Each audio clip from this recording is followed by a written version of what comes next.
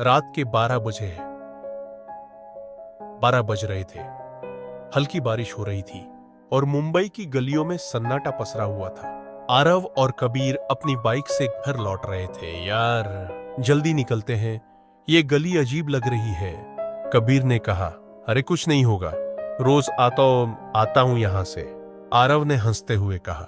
जैसे ही वे गली के बीच पहुंचे, अचानक बाइक बंद हो गई। आरव ने बार बार कोशिश की, लेकिन बाइक स्टार्ट नहीं हुई। तभी कबीर ने कांपती आवाज में कहा, आरव, कोई हमें देख रहा है? आरव ने सिर घुमाया। गली के कोने में एक काली साड़ी में लिपटी महिला खड़ी थी। उसका चेहरा ढंका हुआ था, लेकिन उसकी आंखें, उनमें एक अजीब चमक थी। महिला धीरे धीरे उनकी ओर बढ़ने लगी। उसकी चाल असामान्य थी, जैसे वह जमीन पर तैर रही हो। भागो, आरव चिल्लाया। दोनों बाइक छोड़कर दौड़ पड़े। लेकिन अजीब बात हुई, जितना वे भाग रहे थे, पीछे से महिला की हंसी गूंज रही थी, तेज। गली उतनी ही लंबी होती जा रही थी। ये क्या हो रहा है? ये गली इतनी लंबी कब से हो गई? कबीर हांफते हुए बोला। पता नहीं, लेकिन हमें यहां से निकलना होगा।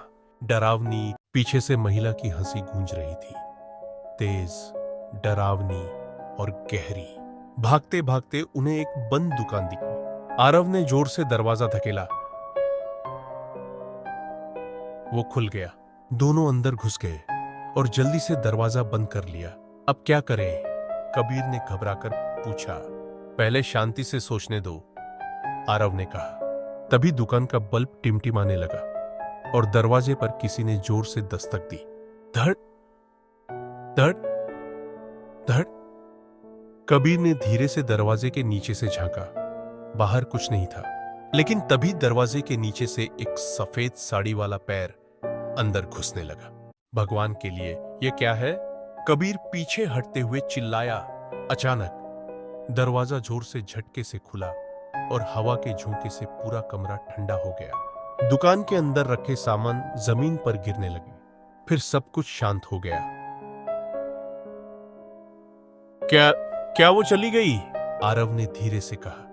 कबीर ने कांपते हाथों से टॉर्च ओनन की ओर इधर उधर देखा। बाहर कोई नहीं था, शायद चली गई।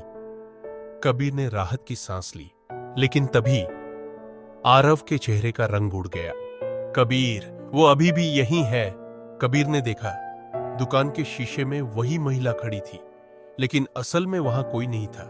कबीर और आरव पूरी तरह डर चुके थे। हमें यहां से भागना होगा, कबीर चिल्लाया। लेकिन तभी आरव अचानक चुप हो गया। कबीर ने उसकी ओर देखा। उसकी आंखें सफेद हो चुकी थीं और उसके चेहरे पर अजीब सी मुस्कान थी। आरव, क्या हुआ तुझे? आरव ने धीरे से सिर उठाया और फुसफुसाया, अब मैं आरव नहीं हूं।